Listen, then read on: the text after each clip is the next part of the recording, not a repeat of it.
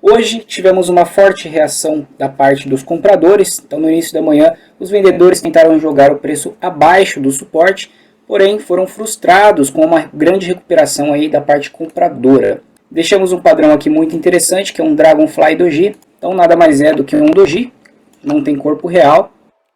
A psicologia desse candle é o seguinte: os vendedores durante o pregão tentam jogar o preço para baixo, falham em fazer isso, os compradores se recuperam e deixamos uma cauda aqui inferior, indicando força para a parte compradora, o que pode levar o nosso preço a romper acima desse suporte aqui, que antes foi resistência nesses topos anteriores, para testar novamente essa região aqui de LTB. Lembrando que temos uma média de 200 períodos, que agora ela é resistência, porque antes foi suporte, com o centro desse canal e com essa região aqui ainda para superar. Lá no gráfico semanal, nos recuperamos muito bem acima da média de 20 períodos, que é amplamente utilizada aí para swing trade. Então o preço ele tentou fazer esse rompimento durante essa semana, não conseguiu, a média está ascendente, deixamos um pavio inferior, indicando aí um momento de recuperação.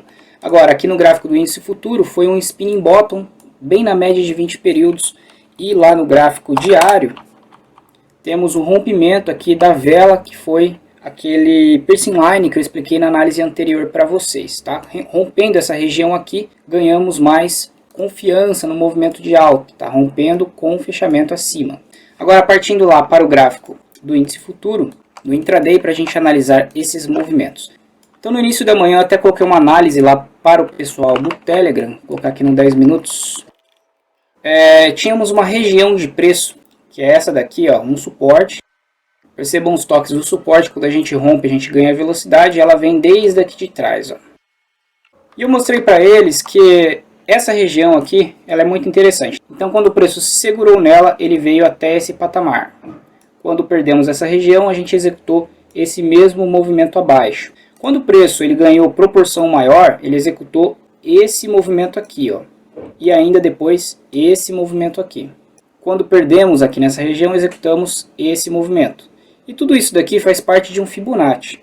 E olha que interessante que hoje, quando perdemos essa linha, a gente executou esse movimento. Tá? Então essa operação aqui eu consegui pegar olhando o gráfico de 5 minutos. Quando ele fez um fechamento na região de pavio, eu entrei vendido para pegar essa operação aqui de 560 pontos. Eu vou colocar um Fibonacci dentro desse retângulo aqui para vocês. E a gente vai calibrar esses movimentos. Aqui dentro a gente tem um Fibonacci de 0 a 100%. Esse movimento ele corresponde do 0 ao 38, ó, do 0 ao 38. Esse movimento ele corresponde do 0 ao 618 e esse movimento aqui ele corresponde do 0 ao 76, tá? Calibrando aqui do 0 ao 76, vamos ver se está correto, pegando esse movimento a partir desse suporte do 0 ao 76, beleza?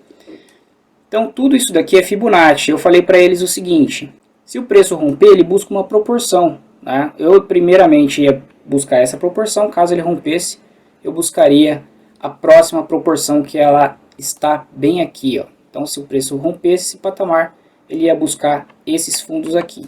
Tá? Essa era uma análise mais complexa, porém tem argumentos. Então quando o preço ele faz esse rompimento acima, no mínimo a gente vai buscar essa proporção. Ele veio com dificuldade, né? Veio com dificuldade, mas ele veio buscar essa proporção. Então ele pode vir na segunda-feira ainda buscar uma proporção maior dentro dessa região, que temos esse suporte aqui como principal. É o que faz o preço aí ganhar velocidade na hora que ele faz esse rompimento. É o que segura muito o preço. Olha como ele se segurou muito bem no início da manhã.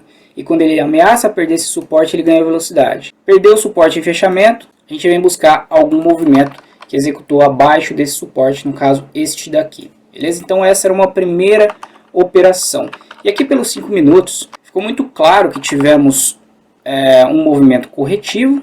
E observem que fizemos fechamento abaixo dessa região de suporte, do primeiro fundo, que teve um volume bem agressivo, que eu considerei como clímax de venda. Corrigimos, jogamos o preço abaixo, perdemos em fechamento o suporte, sem continuidade. E olha o IFR como ele está apontando uma divergência. O IFR calcula em base em fechamento e o preço está fazendo fundos mais baixos com o IFR indicando força para a parte compradora.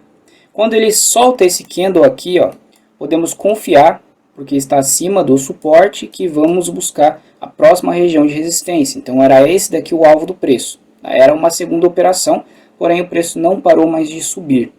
Aqui, antes de engrenar nessa alta, ele foi bem complexo, ele estava aparentando um movimento de continuação para queda, porém em momento algum ele perdeu algum fundo relevante. Então o fundo relevante era esse daqui e esse daqui. Olha como essa resistência aqui ela é muito forte. O preço tenta fazer um primeiro rompimento e é ejetado para baixo. Não temos força vendedora nesses 3 candles.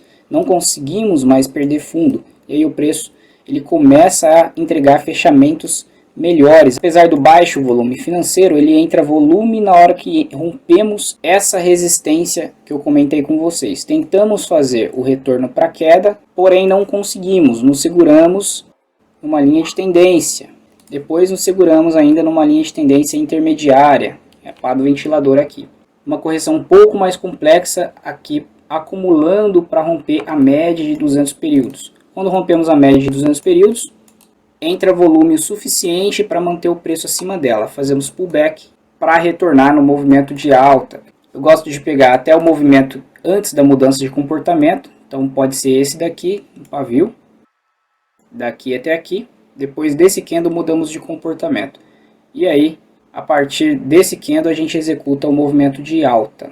Então esse daqui, para quem pegou essa operação no rompimento desse candle, era um alvo aí de 300 pontos.